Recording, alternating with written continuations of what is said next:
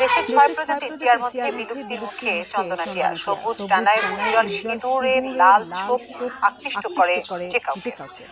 পাচারকারীরা পাহাড়ি এলাকা থেকে চন্দনার ছানা এনে বিক্রি করছে দেশে বিদেশে। শুক্রবার গাজীপুর টঙ্গীবাজার এলাকা থেকে এমন ২৫টি চন্দনার ছানা উদ্ধার করে বন্যপ্রাণী অপরাধ দমন ইউনিট।